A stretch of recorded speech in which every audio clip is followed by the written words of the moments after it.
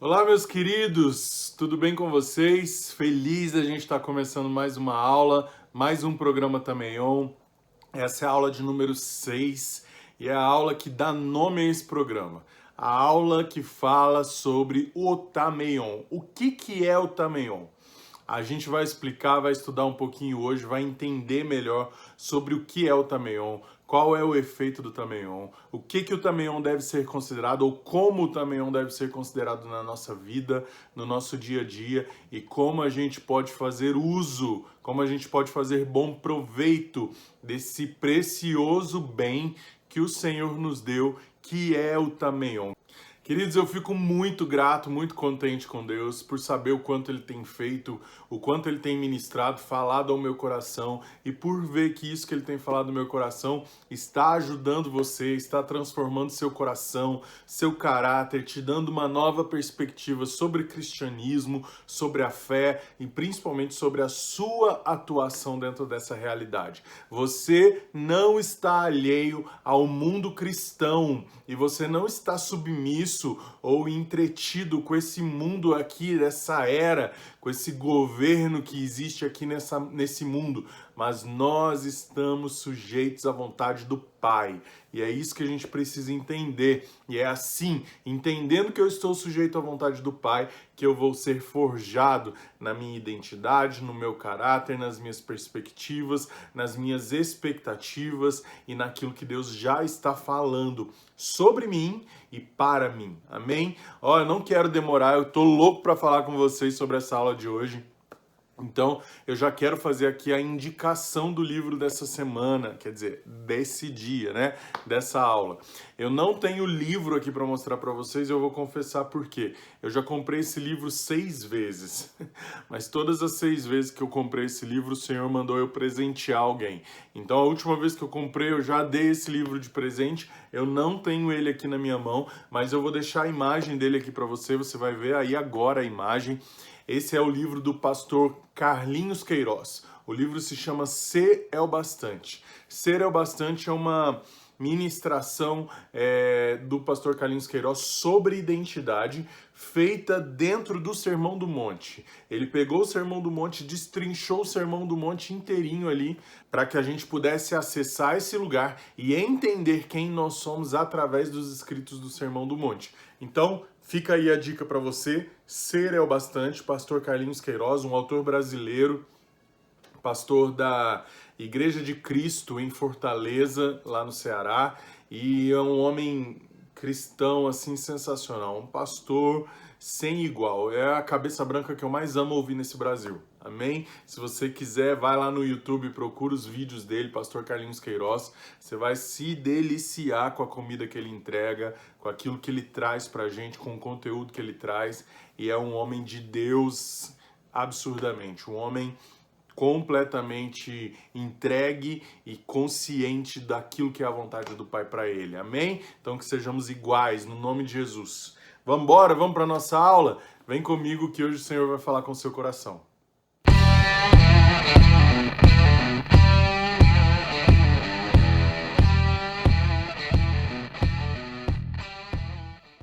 Pessoal, vamos lá. Olha só. Para a gente começar falando sobre o Tameion, a gente, antes de entender o que é o Tameion, a gente vai entender o contexto do processo como um todo.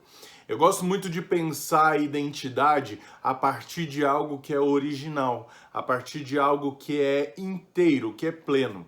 Nós precisamos entender o seguinte: nós somos seres humanos que antes de encontrar com Jesus, nós estávamos em estado de queda. E esse estado de queda é queda da onde? É queda do quê? Nós não estávamos, por exemplo, igual a Satanás, habitando nas regiões celestiais. E quando a gente ouve falar da queda de Satanás, a gente entende que Satanás caiu do céu e sei lá, tombou em algum lugar, né? Nós não tivemos essa experiência de queda. O nosso habitat original sempre foi a terra.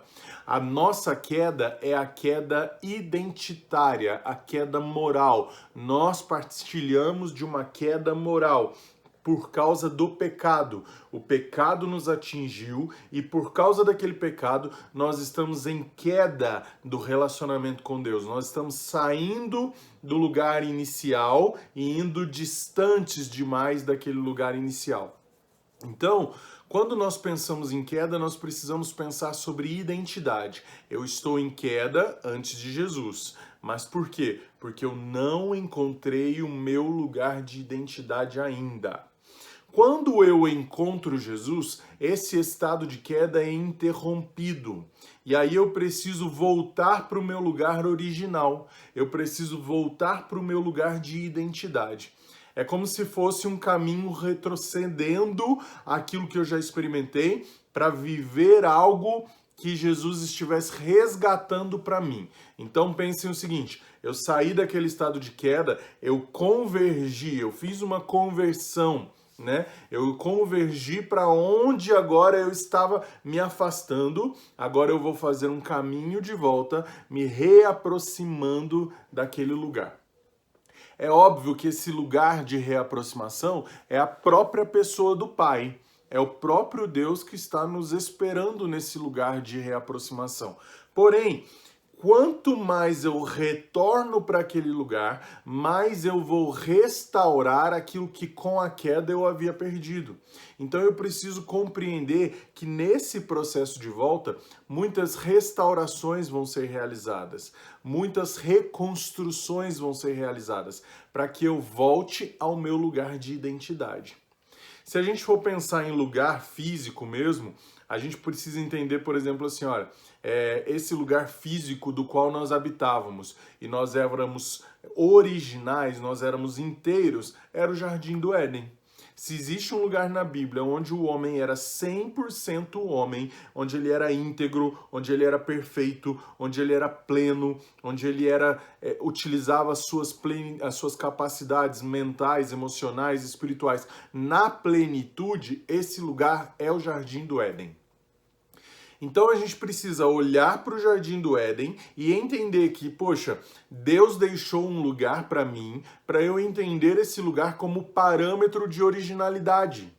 Aquele lugar é o parâmetro de originalidade. Hoje não existe mais o Jardim do Éden. Claro, não existe mais o Jardim do Éden. Na verdade até existe, mas ele está trancado, fechado e nós não temos acesso a ele. Nós não temos mais acesso a esse lugar. Porém, nós somos hoje, como templos do Espírito, a Bíblia fala que nós somos como jardins fechados. Ou seja, aquilo que era o lugar de relacionamento de Deus inicialmente com o homem, que era o Jardim do Éden, ele mudou aquele lugar de fora do ser humano para dentro do ser humano. Aquele que era o templo do relacionamento, não existe mais o lugar físico, mas eu sou o templo desse relacionamento. E como templo desse relacionamento, o próprio Senhor me considera um jardim fechado. Então eu preciso entender, eu sou um pequeno jardim do Éden que precisa ser...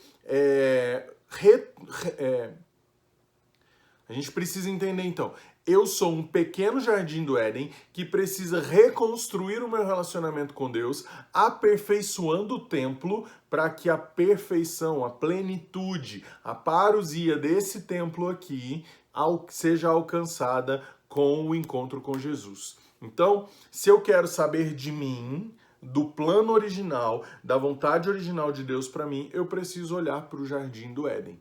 E o que a gente pode encontrar no Jardim do Éden? Nós sabemos que o Jardim do Éden era um lugar de segurança, era um lugar de proteção. Eles estavam guardados ali, protegidos. Entenda isso. O inimigo não podia, ele não tinha acesso ao Jardim do Éden. Segunda coisa, era um lugar de provisão. Era um lugar onde eles estavam com todas as provisões necessárias. Tudo que eles precisavam para viver, tudo que eles precisavam para se alimentar, tudo que eles precisavam para produzir, eles tinham ali naquele lugar. Então o Jardim do Éden era um lugar de provisão, não havia necessidade. Outra coisa, Jardim do Éden era um lugar de comunhão, onde a natureza, a criação como um todo, vivia em comunhão com o ser humano. não faltava água, não faltava verde, não tinha desmatamento, não tinha queimadas em excesso, não tinha problemas de relacionamento entre vida animal e vida humana, não havia caça, não havia destruição das raças, não havia. Era uma vida plena entre toda a criação. E todo ser que respirava louvava, bendizia o nome do Senhor. Era um lugar de discipulado. Era o lugar onde, na viração do dia, ali às 5, 6 horas da tarde, Deus marcava um encontro com o ser humano. Todos os dias Deus saía do seu trono e vinha encontrar o ser humano. Ele vinha para o resgate do ser humano. Então, o Jardim do Éden é para a gente esse local também de discipulado, onde a gente tem um encontro com o Senhor, onde a gente tem uma revelação do Senhor e a gente é aperfeiçoado nessa revelação dele. Agora, uma coisa que a gente tem uma ideia um pouco errada é que o Jardim do Éden era um lugar de desfrute apenas. Era sim de desfrute, mas não apenas de desfrute. O Jardim do Éden era um lugar de muito trabalho. O ser humano era responsável por governar o Jardim do Éden. Ou seja, ele tinha a responsabilidade de manter o fluxo do jardim funcionando, impedir invasões, impedir crescimento de pragas, de ervas daninhas, impedir que as raças se estranhassem de alguma forma, que os animais, que a natureza fosse destruída. O governo do jardim era do ser humano. Então, não era um lugar onde o ser humano deitava na rede e ficava comendo ali na rede e esperava das 6 horas da tarde para encontrar com Deus. Não, era um lugar que a hora que ele acordava, até o momento em que ele ia se encontrar com Deus, ele tinha muita atividade para fazer. E o Senhor colocou o ser humano dentro do Jardim do Éden com um objetivo, com uma missão. Isso está escrito lá em Gênesis, capítulo 2, versículo 15. Já anota aí para você não se perder. Gênesis, capítulo 2, versículo 15. A Bíblia diz assim, olha, colocou o Senhor Deus o ser humano dentro do jardim para. Quando a Bíblia fala esse para, ela está dando uma ideia de objetivo. Eu coloquei o ser humano naquele lugar com o objetivo, com a finalidade. Então, ele colocou o ser humano dentro do Jardim do Éden para cultivar e guardar o jardim. Vamos lá, vamos pensar o seguinte. Como que funciona essa história aí de cultivar e de guardar? O que é cultivo? Cultivo é todo o processo de plantio, não apenas o lançar sementes, mas é todo o processo que envolve o plantio. A escolha do terreno, a definição das sementes, o arar a terra da forma correta para cada semente, regar a terra, prepará-la para receber as sementes, o cultivar mesmo, o plantar, né, na verdade, que é lançar as sementes, o regar e cuidar e o colher. Todo o processo de cultivo era a responsabilidade do ser humano. Então tinha o jardim, dentro do jardim ele tinha que colocar algum lugar, pegar algum lugar lá que ele ia ser o responsável por cultivar aquele pedaço de terreno. A segunda missão é guardar. O que é guardar? A Bíblia diz que guardar é proteger, impedir invasões, cercar, colocar cerca. E aí é que está o grande detalhe da circunstância, porque como igreja brasileira, a vida inteira nós aprendemos o seguinte: planta, lança sementes, que no momento certo você vai fazer boas colheitas. Lança a semente correta, que você vai fazer boas colheitas corretas. Isso é verdade? É verdade, é fato. Mas essa é a única missão que você tem como você? Plantar? Não. Esse é o problema.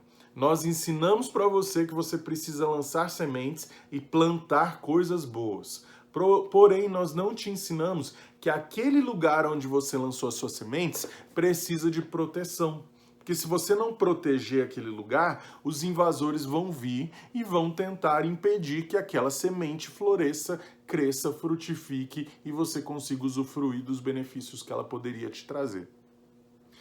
E é um fato, a igreja brasileira não sabe isso, a igreja brasileira não entendeu isso ainda, e ela não percebeu a necessidade que a gente precisa ter no cumprimento dessa missão.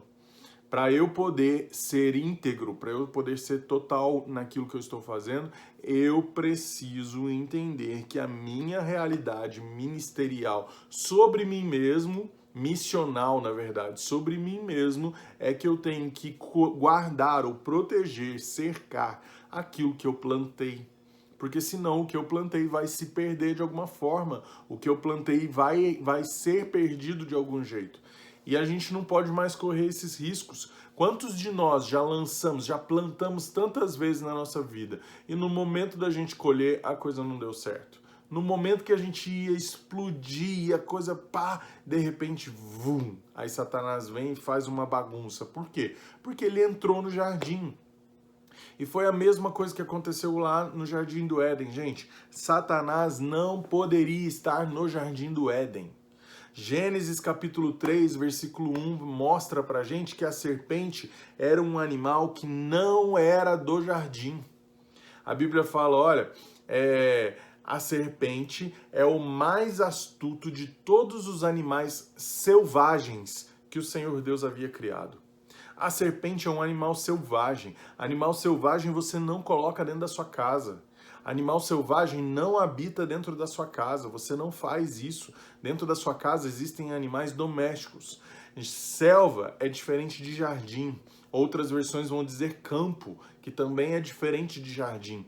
O terreno, o objetivo, a preparação, tudo que é da selva não pertence ao jardim. Não cabe, as coisas não fluem. Então, fato é que a serpente não poderia estar dentro do jardim. E se ela está dentro do jardim, por que ela está? Ela está dentro do jardim porque a missão daquele que precisava proteger o jardim falhou. A missão daquele que precisava proteger o jardim falhou. Não deu certo. Adão precisava proteger o jardim dele, mas ele não conseguiu proteger o jardim dele. Agora, pensem comigo assim, mais uma circunstância para a gente poder afirmar isso. A palavra diz que foi Adão quem deu os nomes para todos os animais, tanto os de dentro do jardim quanto os de fora do jardim. Todos os animais eram conhecidos de Adão, portanto Adão sabia exatamente qual animal era de qual habitat. Se a serpente se apresenta para Adão, se Adão não tivesse essa informação de onde a serpente é, Adão poderia ser tão bem manipulado quanto Eva foi. Mas o problema é que Adão sabia, ele tinha informação de onde era a serpente. E aí, ela não poderia se apresentar para ele porque ela saberia, a hora que ele me vê dentro do jardim, ele vai saber que eu tô lá porque a cerca tá furada. Então não vou me apresentar para ele. O problema é que Eva veio depois dessa circunstância do nome. Eva não sabia quais eram os animais de dentro ou de fora do jardim. Ela não tinha essa responsabilidade. E aí a serpente se apresenta para Eva porque a Eva não tinha essa informação, então ela seria facilmente manipulada. Essa é a astúcia da serpente. É a astúcia de Satanás. A Bíblia não fala que nós estamos lidando com as astutas ciladas de Satanás? Então, a primeira astúcia dele descrita na Bíblia está aí. Foi essa. Dominar uma serpente, invadir o jardim do Éden pela brecha que ele tinha achado e conseguir convencer Eva a pecar contra o Senhor, contra a vida, contra a família, enfim. Conseguir fazer com que o plano de Deus tivesse uma falha ali naquele processo. E eu não estou aqui colocando culpa em Eva. Eu acredito, inclusive, que a culpa maior é do próprio Adão, porque a serpente só encontrou Eva por culpa do Adão, porque o Adão não fez o que ele precisava fazer. E essa é a responsabilidade que eu e você temos. Entenda isso. Essa é a responsabilidade que eu e você temos. Se não existe mais o Jardim do Éden, se eu sou um jardim fechado e se eu preciso cumprir aquilo que era cumprido no Éden para eu poder experimentar uma vida melhor em Deus aqui na Terra, o que acontece? Acontece que agora eu não posso mais só plantar, eu não posso só mais cultivar a minha terra, eu preciso proteger o meu jardim. Deus não ia colocar um inimigo dentro do seu jardim. Entenda isso. Deus não colocaria o inimigo dentro do seu jardim. Qual o objetivo de criar um jardim para você florescer dentro desse lugar e deixar o inimigo, o seu maior inimigo lá dentro, que tem o objetivo de destruir todas as coisas? A Bíblia mostra pra gente que Satanás está ao nosso derredor. O que é o derredor?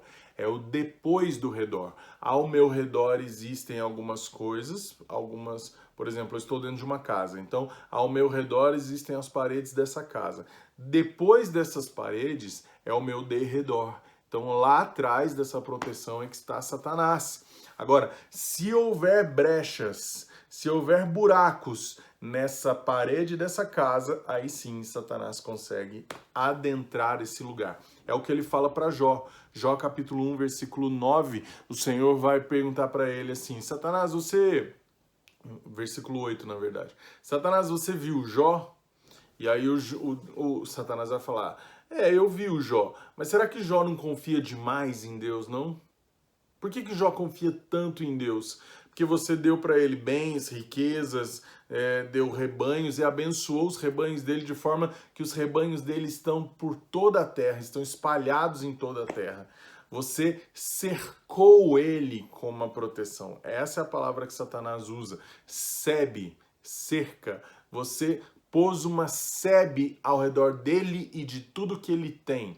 Jó capítulo 1, versículo 10. E essa é a grande verdade. Eu já comentei um pouquinho desse texto com vocês, mas aqui é o objetivo. Por que que Jó tinha toda essa proteção de Deus? Por que que Jó tinha toda essa realidade na vida dele com Deus? Por que que Deus abençoou tanto Jó? Por que que Deus tocou tanto na vida de Jó, permitiu tanta coisa na vida de Jó? Jó capítulo 1, no versículo 4, a gente vai ver o seguinte, olha, a Bíblia conta pra gente que Jó tinha 10 filhos, 3 mulheres e 7 homens. Cada um desses 7 homens, durante um dia da semana, dava uma festa nas suas casas. Então eles davam uma festa de segunda a segunda. Cada dia era na casa de um filho homem. E todos os outros irmãos iam para todas as festas. Então todas as noites eles se encontravam para banquetes.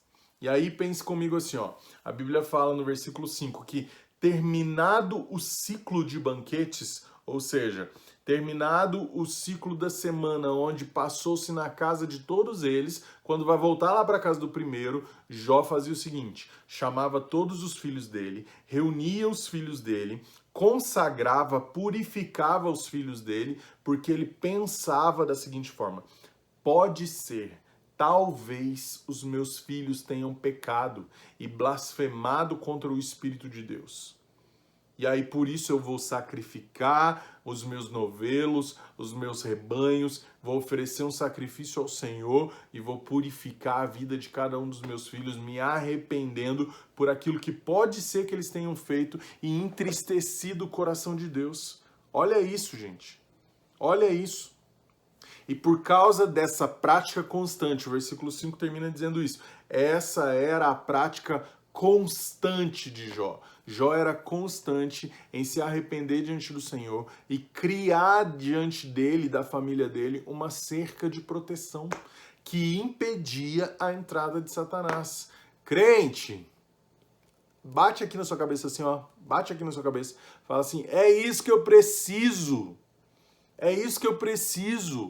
Essa é a minha realidade de vida que precisa mudar a partir de hoje. Eu preciso ser igual Jó, ter prática constante na fidelidade com Deus, em oferecer obediência, oferecer transformação, oferecer arrependimento ao Senhor, para que Ele mantenha a cerca que colocou sobre mim, íntegra, sem que Satanás possa achar brechas, sem que Satanás possa invadir esse lugar.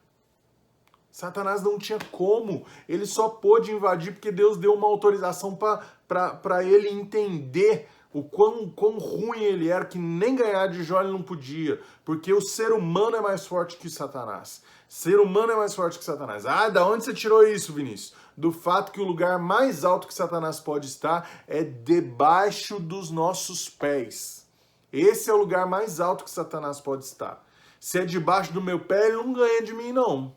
Não ganha de mim, não. Então a gente precisa entender e se indignar com esse processo. A gente precisa acender o nosso espírito para que em nós opere essa maravilha. Deus, eu quero isso. Lembra lá de Salomão na aula da indignação? Quando Salomão vê as raposas dele, as raposas invadindo o jardim dele, o que ele faz?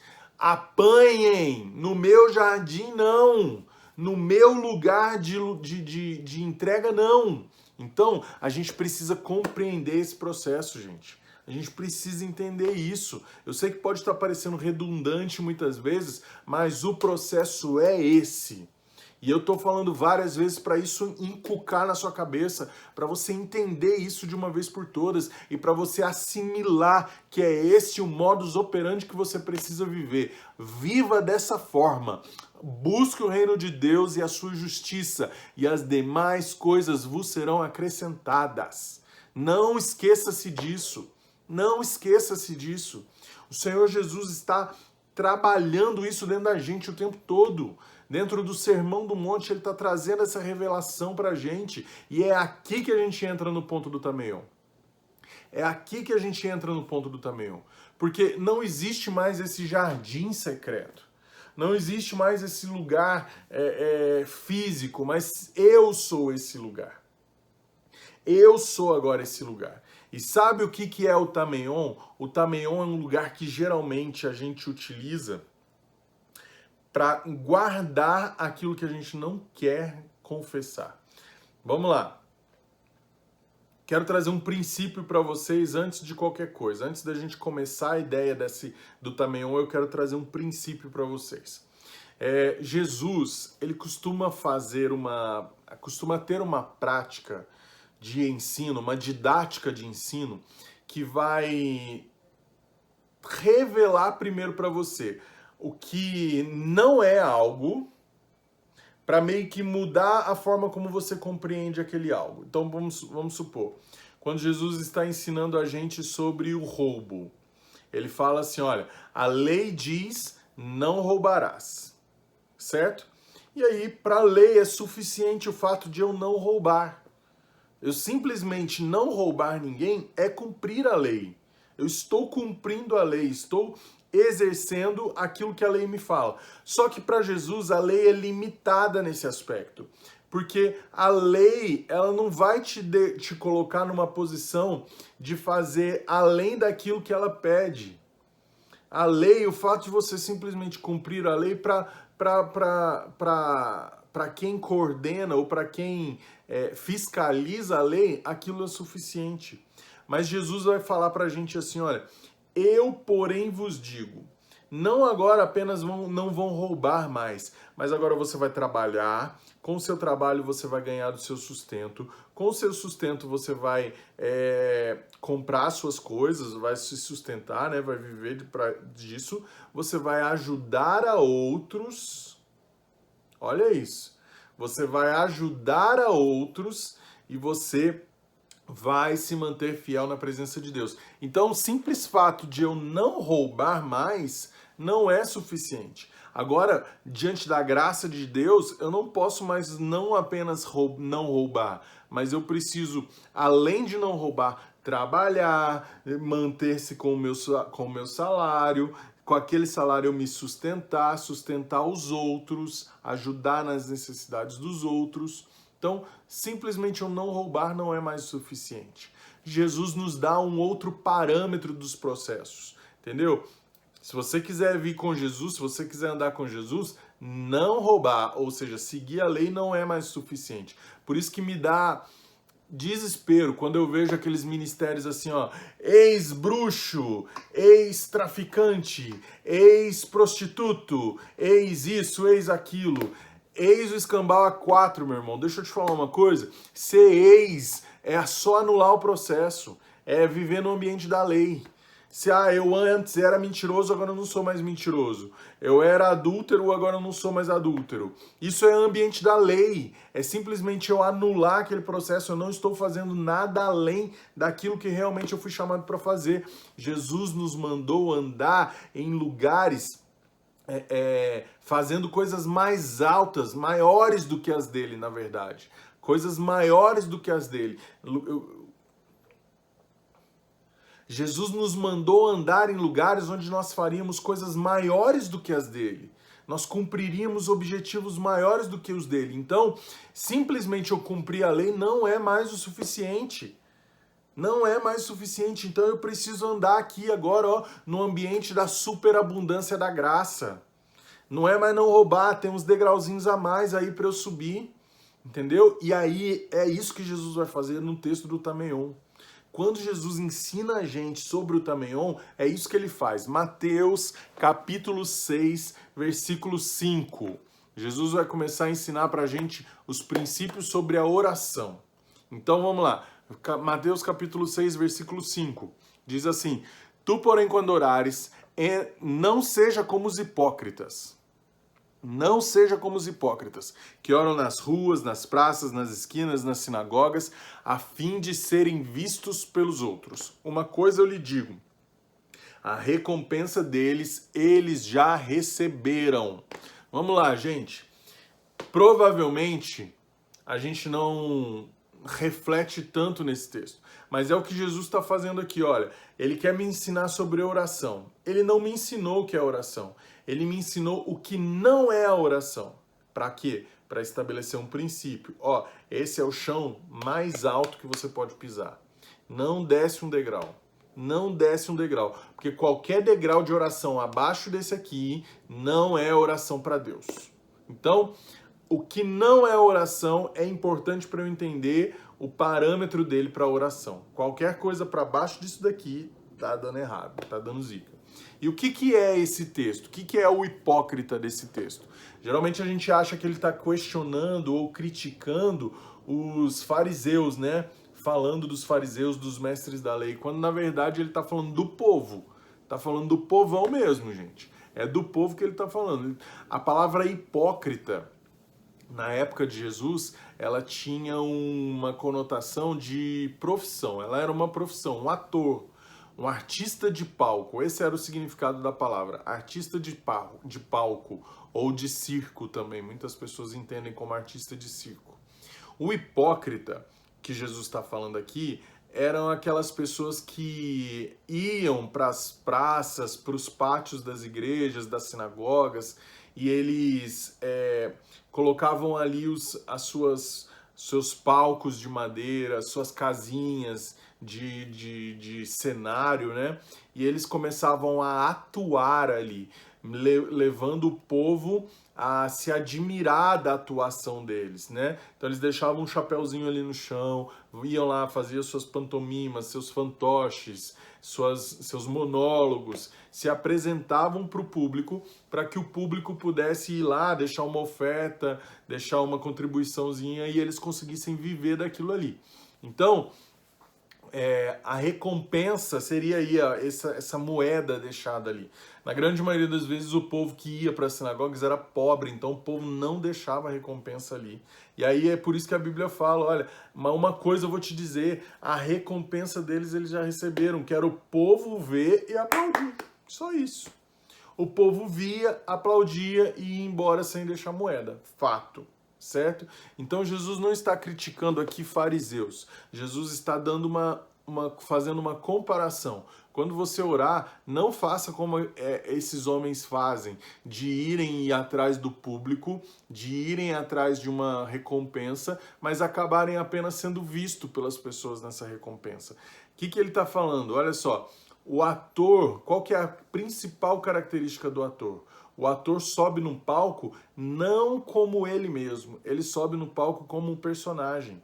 Ele tem que entrar num personagem, ele tem que se vestir de um personagem, ele vai mudar a fisionomia, ele vai mudar a sua forma de falar, o seu sotaque, ele vai mudar, ele vai estudar o personagem dele por completo para ele conseguir realizar aquele papel e ter sucesso naquele papel.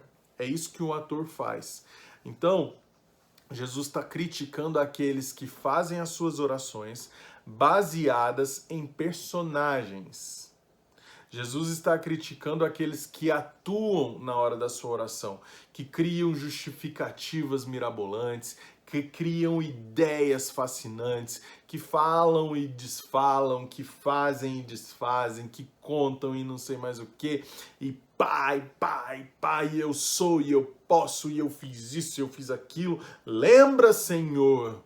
Olha, lembra de quando eu fiz isso, lembra de quando eu fiz aquilo, e fica ali, ó, atuando para Deus sem verdade nenhuma, sem identidade nenhuma, sem perspectiva nenhuma.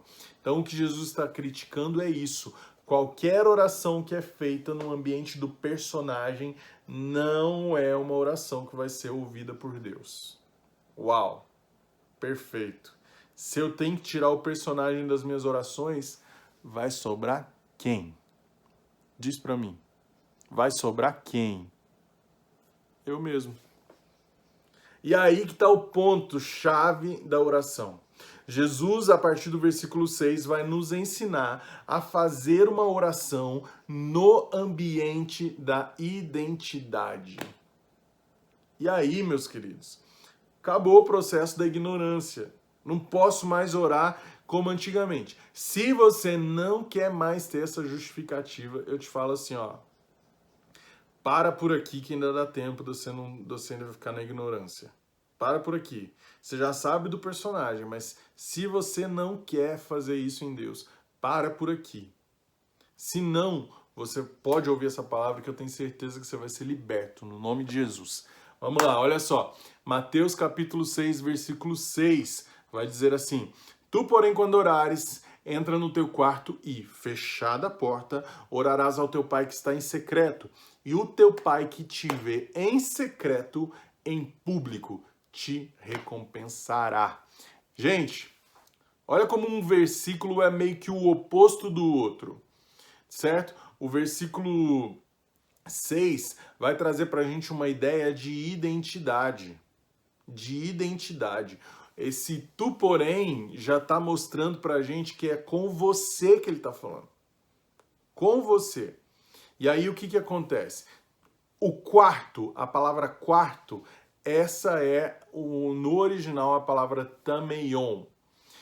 Quarto talvez não seja a melhor tradução possível. Eu entendo quarto como um cômodo, certo? Mas não necessariamente o quarto, seu aposento, onde você deita e dorme.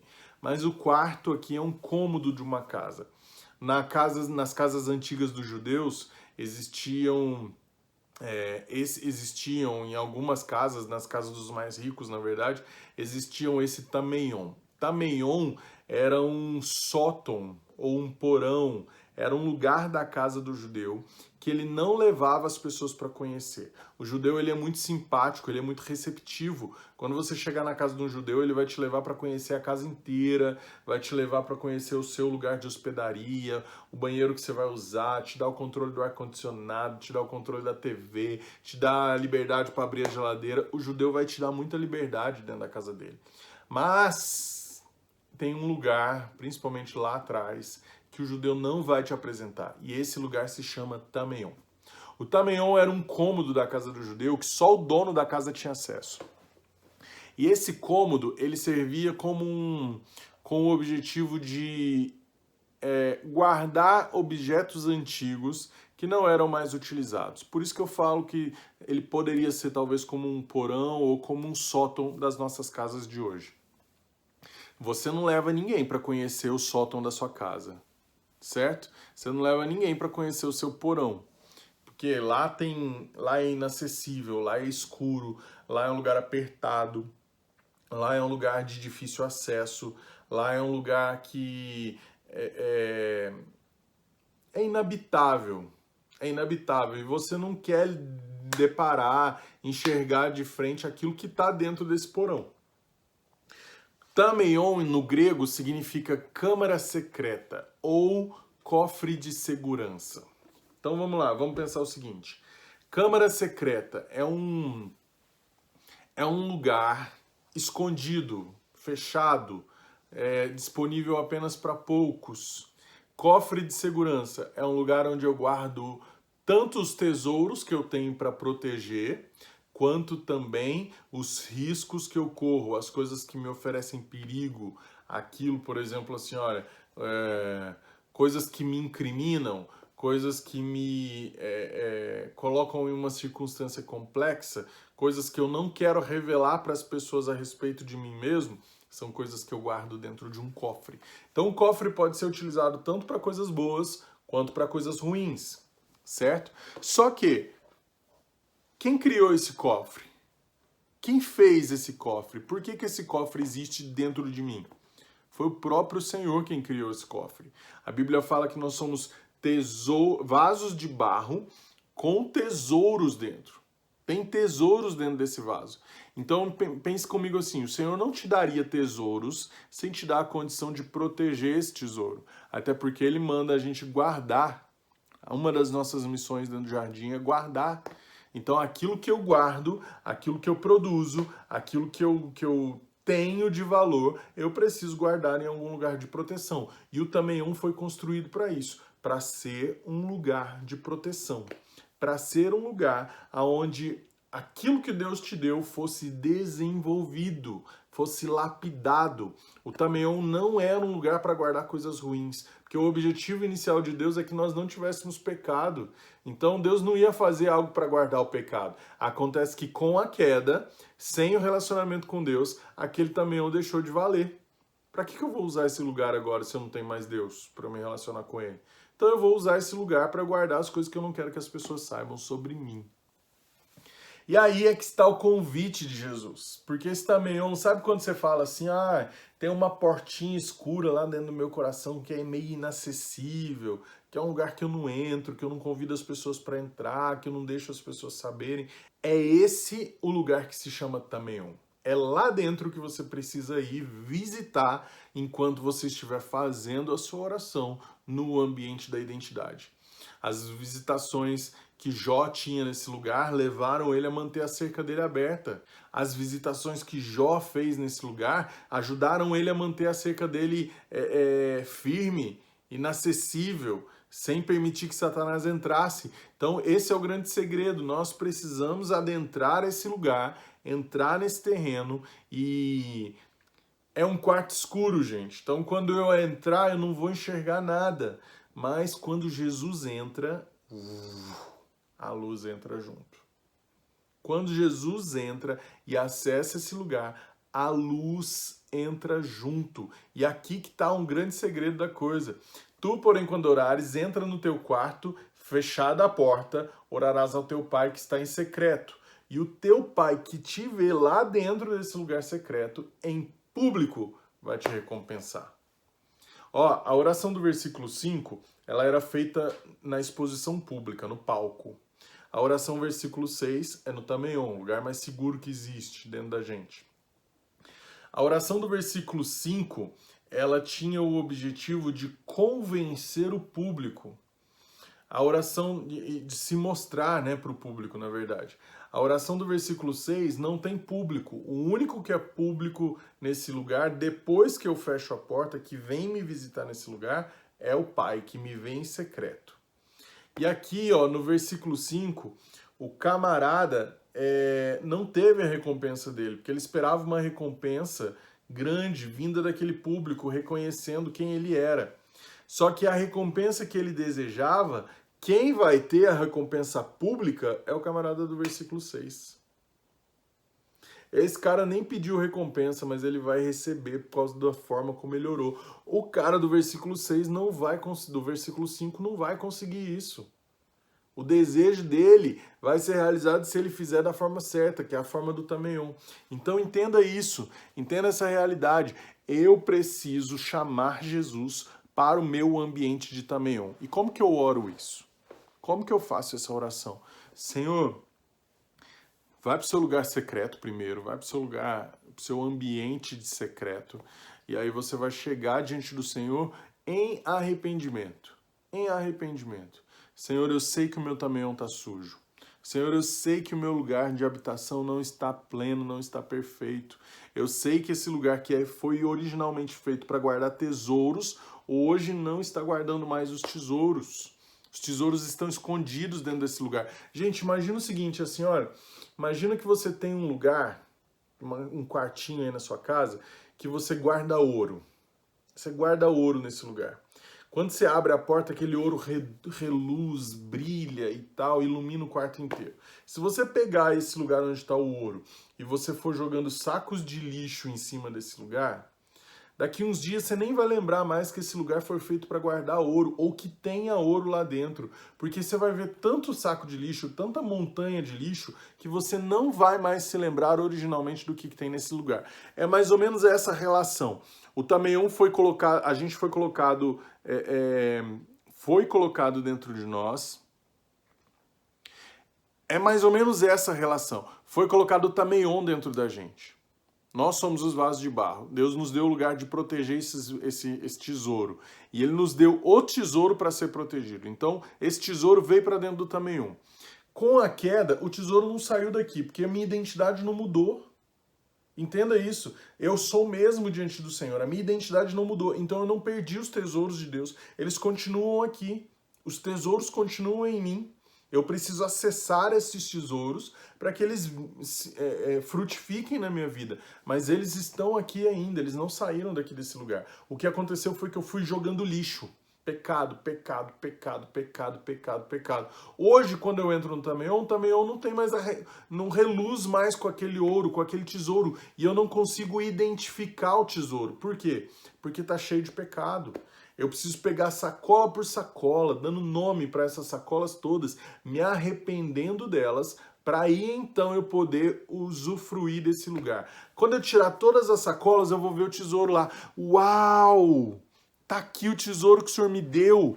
É isso, a minha identidade tá aqui. A chave da minha identidade é essa. Esse lugar é um lugar de proteção. Já viu aqueles filmes antigos? Antigos não, filme dos anos 90. Senão eu vou estar denunciando minha idade, né? Filmes dos anos 90, aqueles adolescentes assim, ó, que fizeram aí a maioridade, cumpriram seus 18 anos, agora estão indo pro colegial, né, pra faculdade, e o pai resolve desmontar o sótão da casa e montar um quarto pro filho ter o quarto dele, o quarto sozinho do adolescente. Imagina aquela bagunça que era aquele sótão, e agora eu vou limpar aquilo tudo ali e vou tornar aquele lugar um quarto. Vou tornar aquele lugar habitável. As janelas que eram escuras, eu vou lavar todas elas para entrar luz. O cheiro que era ruim, eu vou tirar aquele cheiro mal, todo lixo. Vou pintar aquele ambiente, vou deixar ele colorido. Vou iluminar, tirar umas telhas marrons, colocar umas telhas de vidro para entrar luz. É isso. O Tameion é esse lugar e essa transformação que vai ocorrer. Esse Tameion vai se tornar agora um lugar não mais que eu preciso deixar com a porta fechada para as pessoas não verem a minha vergonha. Mas quando eu confesso, Senhor, olha, eu era mentiroso, eu era adúltero, eu era ladrão, eu era filho de Satanás, eu era satanista, eu tinha práticas de ocultismo, eu tinha religiosidade dentro de mim, eu tinha raiva da minha família, eu tenho rejeição, amargura. Quando eu começo a confessar essas coisas para o Senhor, eu vou tirando isso de dentro do meu Tameion. Vou tirando todo aquele lixo, até que esse lugar se torne agora um lugar que eu não tenho mais vergonha guardada dentro dele. Não tem mais nada que você possa olhar para dentro do meu Tameion e falar, uau, ele tem culpa nisso. Não. O Tameion se tornou um lugar limpo. O Tameion se tornou um lugar da habitação. E aí Deus vai sair lá do trono dele todo dia, vai vir para esse lugar para habitar com a gente. Agora é um lugar habitável, agora é um lugar onde o Espírito tá, o quarto tá montado, pode deitar na cama, vem experimentar relacionamento. É isso. E aí a nossa identidade vai ser forjada a partir desse relacionamento com Deus. Então esse é o detalhe grande do Tameion. O Tameion é um lugar que quando você visita ele e você permite o Senhor limpar tudo aquilo ali a partir das suas confissões, mas não fala assim, confessar pecado assim, Deus, o Senhor sabe todas as coisas que eu fiz. Deus sabe, meu irmão. Deus sabe. Mas você precisa confessar, cara. Você precisa falar. Você precisa encarar os seus problemas de frente.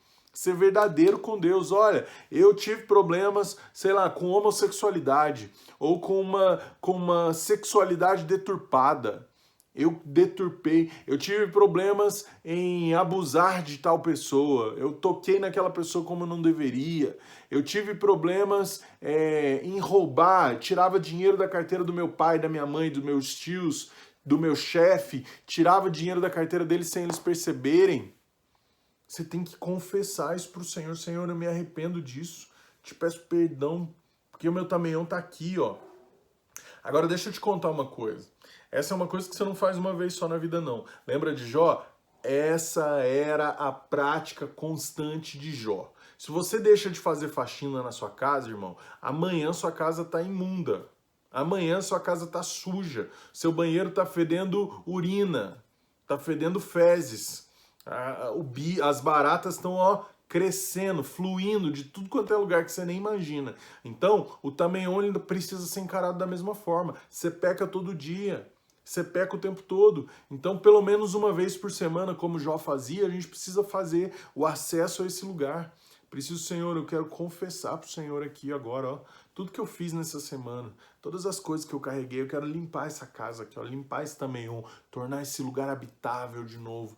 Traz o teu espírito para cá, impede Satanás de entrar, impede Satanás de fazer qualquer coisa. Eu não aceito Satanás nesse lugar. O tameion é isso, gente. Então, quando a gente fala de tameion, eu preciso ter isso inculcado agora na minha cabeça. O tameion é o lugar que eu tenho dentro de mim, que eu preciso tratar ele como o ser humano tratava o jardim do Éden. Mateus capítulo 13 vai falar pra gente sobre a parábola do semeador. Então imagina agora, o seu coração é esse jardim, certo? Aí você foi lá, você visitou esse jardim e tal.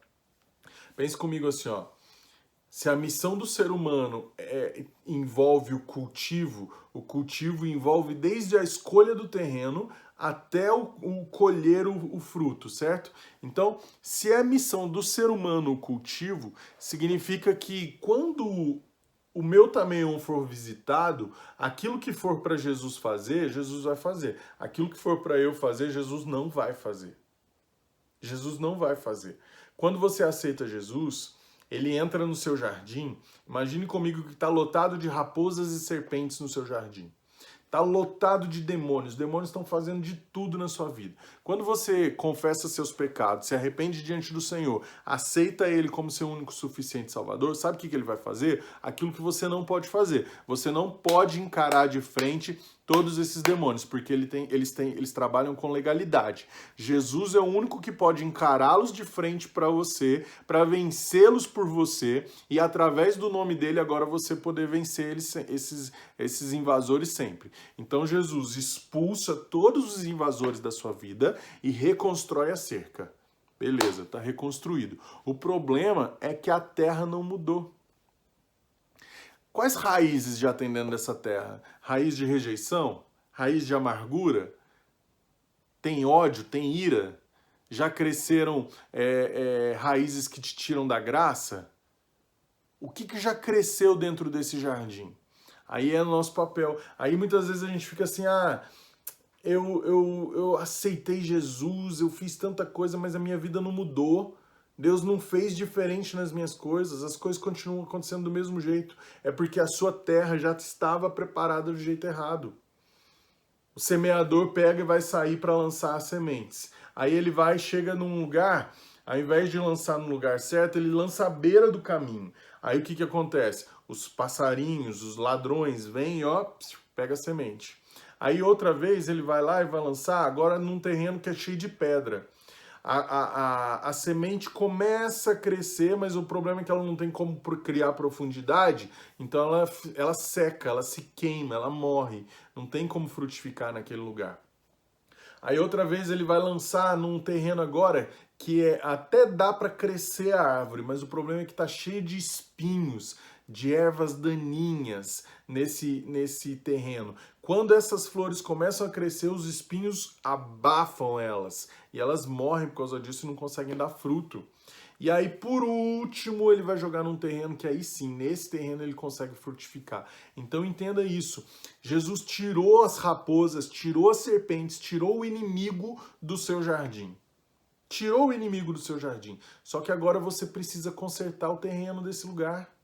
Você quer lançar boas sementes? Você precisa fazer todo o processo de cultivo, desde a escolha do terreno. Tem pedra no seu coração? Arranca as pedras. Tem ervas daninhas? Tem raiz de amargura? Tem raiz de rejeição? Arranca, tira os espinhos dele. Quebra essas raízes, quebra essas amarguras, quebra aquilo que veio dos seus antepassados. Quebra essas raízes, tira isso do seu coração. Quer colocar... você está achando que você está andando num caminho certo, mas na verdade você está lançando algumas sementes no caminho errado, no lugar errado, e o ladrão vai vir, vai roubar. Então você precisa fazer da forma certa. Primeira coisa que você precisa fazer, verificar a terra. Tem profundidade? Tá fofa? Tem água? Tem condições de eu frutificar nesse lugar? Então eu abro a terra, eu molho se ela estiver muito seca, eu jogo a água da vida que é Jesus, falo, Jesus, vem para esse lugar, rega minha terra, rega esse lugar, em nome de Jesus me ajuda aqui, eu quero arar essa terra, quero abrir esse lugar e tal.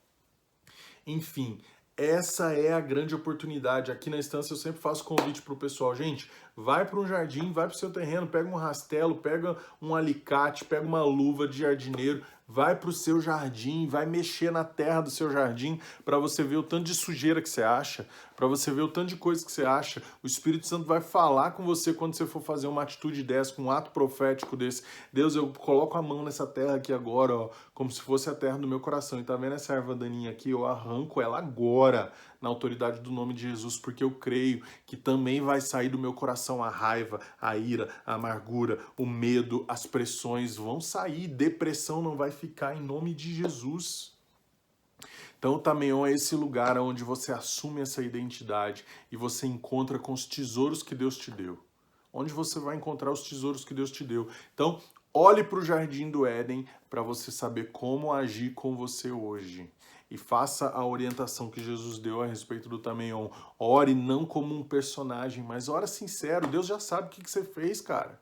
Deus já sabe o que você fez. Não é surpresa, você não vai surpreender Deus contando para ele, não.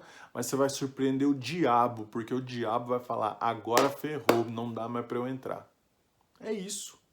É isso. Então eu quero deixar essa palavra para você, esse encorajamento para você ministrar sobre sua vida, essa verdade, essa realidade, para que em nome de Jesus você seja ousado no Senhor, para que em nome de Jesus Satanás não encontre mais espaço nem habitação no seu Tameion, e que os personagens venham a sair todos, ir embora, para você viver a plenitude da sua identidade em Deus. Amém?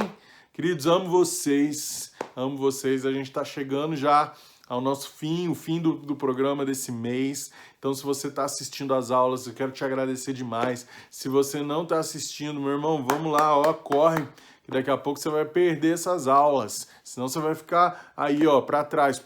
Então, em nome de Jesus, acompanha, vamos junto, vem, tira dúvida, manda mensagem, conta seu testemunho, abre seu coração, a gente está caminhando junto nesse processo, amém? Amo vocês, muito obrigado mais uma vez pela atenção e amanhã a gente se vê de novo. Deus te abençoe.